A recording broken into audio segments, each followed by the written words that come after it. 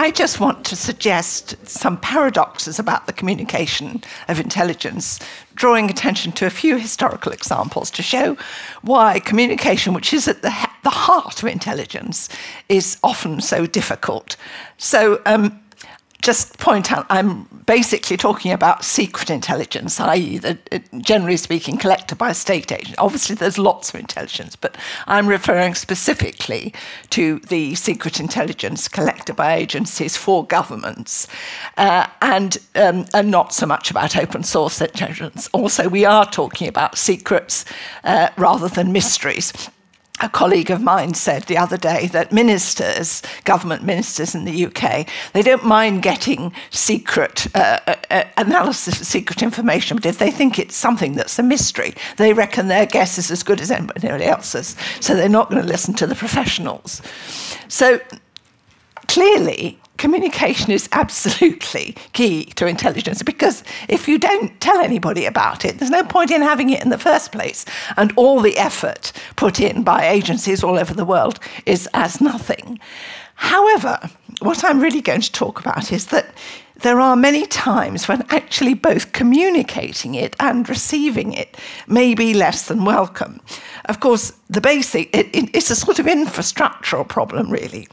The basic reason, of course, is that for secret intelligence agencies, it's secret and they are reluctant often to communicate. Obviously, they communicate to the governments who task them with getting information, but they don't like telling anybody else about it, and sometimes they don't like telling other agencies within their own country about it, which is a problem, particularly, I'm sure, dealing with the United States. I'm sure familiar with this. So I'd just like to look at some of the reasons why it might be a problem about either communicating or receiving secret information, with a couple of examples. One is what I'm calling political squeamishness. There are politicians who really enjoy and relish secret intelligence, sometimes too much. There are others who really would rather you didn't talk about it at all. And that can skew the way that things are passed on. But it also may be a question of political calculation. If you're coming up for an election, if you think it's going to embarrass a partner or an ally, or if you think it's going to make you look bad, actually the most tendency to say, take that away, I don't want to know about it. Also, of course, what we're all been talking about already, confirmation bias. If it doesn't fit in with what we already think and what we want to do, often governments don't like taking it on. And sometimes, I just like an example I want to mention, which is actually a very old one, going back to 1929. It illustrates how all these factors can actually play in at once. And this was a case when a report produced by the military attaché, British military attaché in Germany, which detailed intelligence about German flouting of the Versailles Treaty and of rearmament, and also of trading information and weapons with Russia. And this report was passed the Secret Intelligence Service and sent back to London. But actually, neither the British Foreign Office nor the government as a whole, they didn't want to know that, because it didn't fit in with what, their priorities at the time, which were often about Russia and indeed about China. This is in 1929. They were actually far more worried about Germany's economic ability to pay reparations. And basically, they didn't want to know. And the Foreign Secretary, Sir Austin Chamberlain, actually said this document must be kept absolutely secret and communicated to no one at all. Well, a piece of intelligence that is qualified like that is not going to have much impact. So I'm not going to go into a lot of this, because there are also, we've already heard in the previous talk, a reference to occasions when you have intelligence, but actually you don't do anything about it, or indeed you refuse to believe it. But I do think one thing, I haven't put it quite that way, but accidental communication, or intelligence you're not expecting, which throws out all your plans. And one example that I'm actually working on at the moment relates to the defection in September 1945 of the Soviet cipher clerk Igor Gutsenko. This is a well-known case. There's nothing new about it. But what interests me is the fact that when the telegrams start to come into London, explaining that they've uncovered a whole Soviet spy ring that's in North America and Canada, and they think possibly in Britain as well. Actually, at that particular moment, the government did not want to know that. They were just about to host the first Council of Foreign Ministers at the end of the war. They had to work with the Russians on a whole range of issues. They were being pressurized by Washington on nuclear issues. There's a whole range of things which are completely thrown into confusion by the arrival of a sequence of telegrams from Canada, sent from Canada, as Gutsenko is explaining actually the extent of Soviet espionage in the Western world. And they can't ignore it. I thought of it the other day because to some extent governments can sit on secret intelligence and just pretend they didn't have it. But sometimes, particularly if other countries know about it too, you can't. You can't do that. That was the case with Gutsenko. The Canadians told us, they also told the Americans. So immediately, you have to take notice of that. And I thought about this the other day when we had the story about the current Canadian Prime Minister Trudeau talking about the assassination, the Indian supposed assassination of a Sikh activist. And that actually, I thought, I bet he didn't want to have to say that. But he had to because of the way that the intelligence came through. And that's exactly the same situation that happened in 1945. And I think that's quite, it applies to other occasions too. Of course, also revealing intelligence may uncover some uncomfortable truths. I think about, one thing that I was involved in personally, which was when, after Vasily Mitrokhin, the KGB archivist, had defected and come to Britain and given all his information, there was the question of publishing the Mitrokhin volumes, which I'm sure you've all seen, that Chris Andrew worked with Mitrokhin. But I was on part of the interdepartmental committee that was involved in clearing this. And I cannot tell you, the agonizing about releasing information that would most certainly upset the Indian government, for example. Do we really want to communicate this kind of intelligence at a particular time? So these are some of the places, of course, that we get intelligence. Obviously, that's not categoric, but it's enough to indicate the kind of problems that can be caused. Right now, just say agents. I mean, there's any number of agents. So I just wanted to draw particular attention to, in this case, the Dame Blanche network in the First World War, which was 800 people in Belgium and the Netherlands who were watching, sometimes whole families from little children up to great-grandmothers sitting at their windows watching for trains and communicating that intelligence to the Allied powers.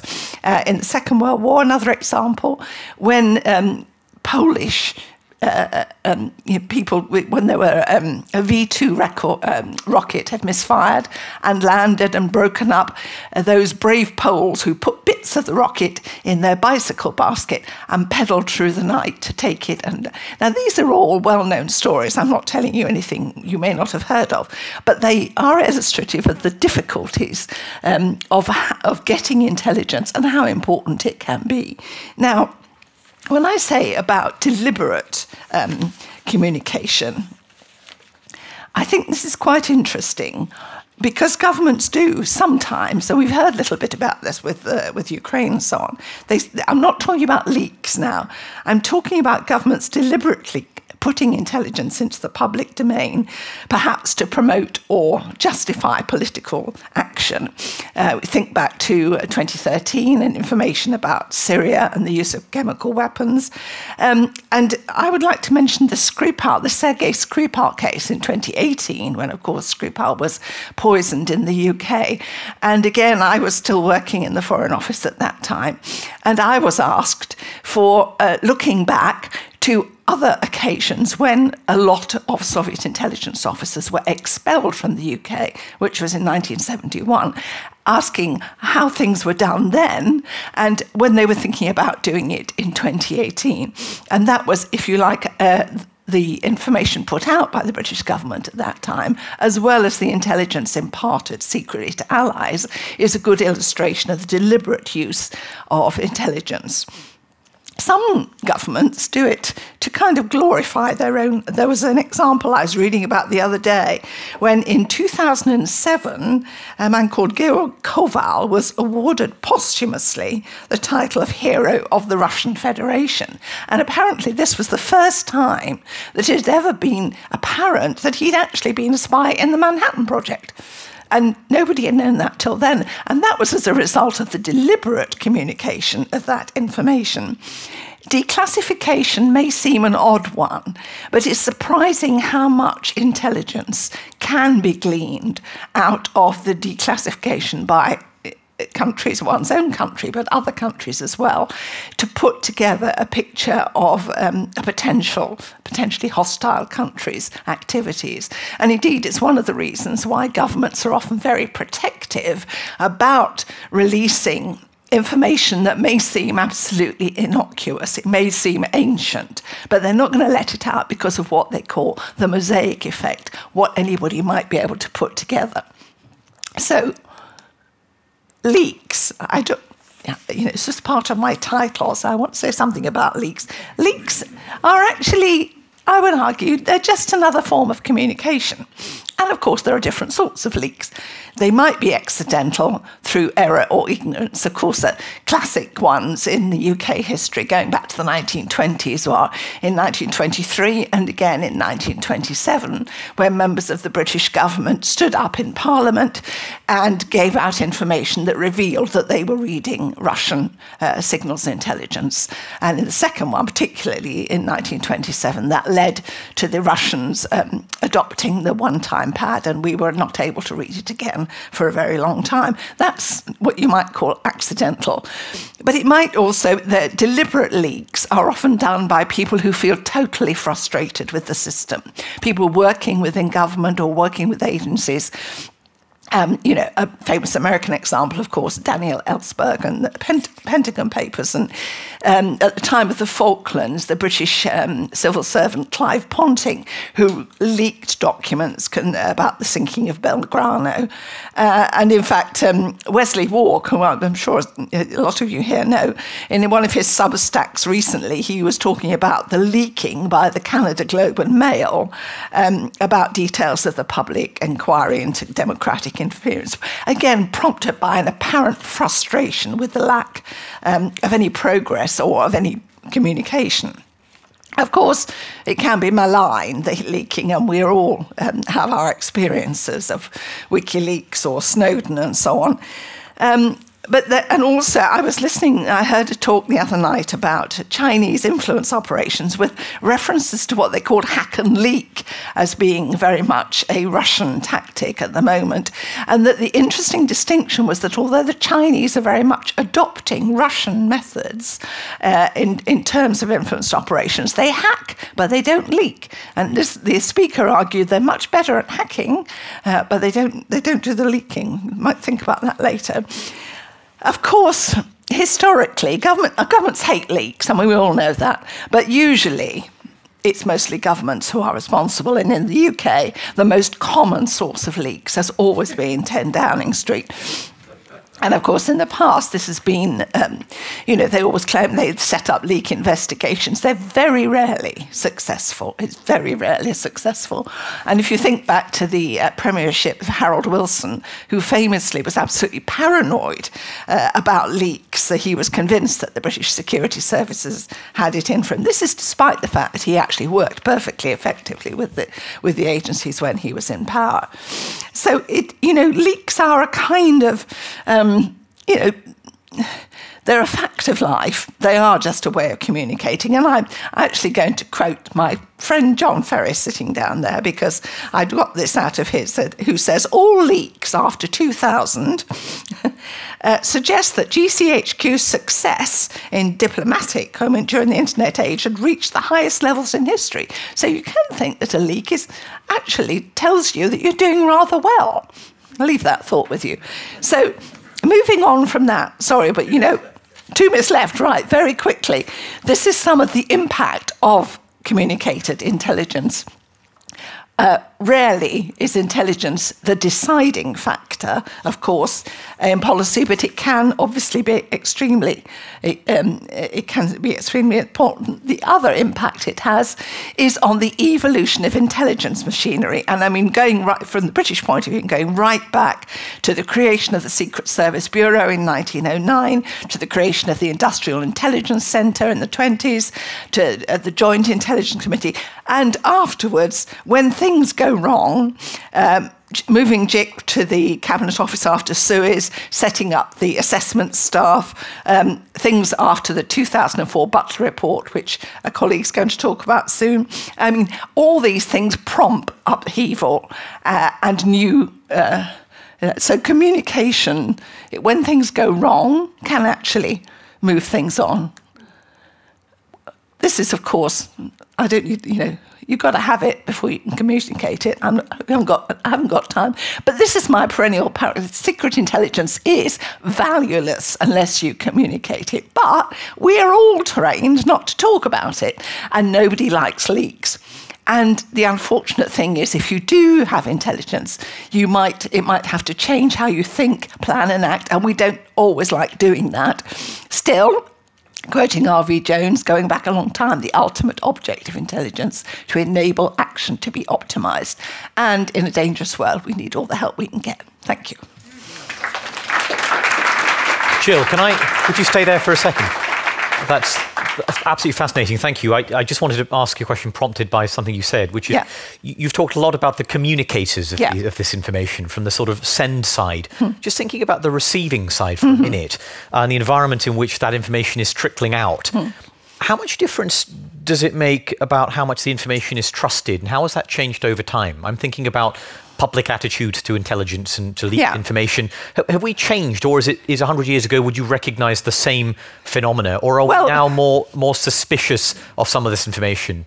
Well, we are more suspicious, and as you know, obviously with social media, you can look up. But it's not a new phenomenon at all. I mean, one thing I didn't have time to talk about, for example, in the 1920s, when the Zinoviev letter scandal, which is something I'd done a lot of work on, which was deliberately leaked for political purposes. And there was a huge press campaign to kind of persuade the public that the Labour government was riddled with Reds.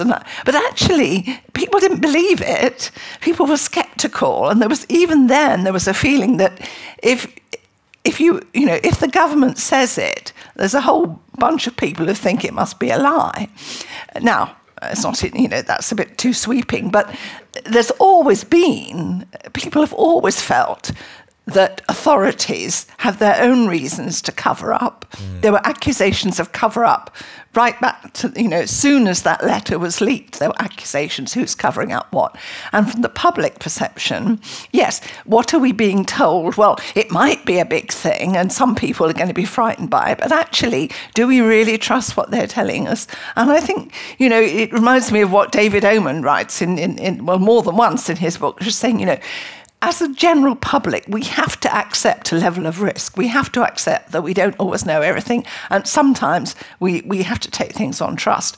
But trust is very difficult. And once compromised in any historical period, it's very difficult to get it back. And I hope we can come back to this at some point in the rest of the day.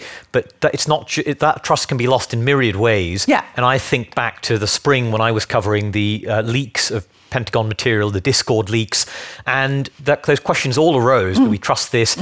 But they were made even more complex by the deliberate manipulation and forgery of small amounts of the material, including Ukrainian casualty figures, that then cast doubt on the wider material.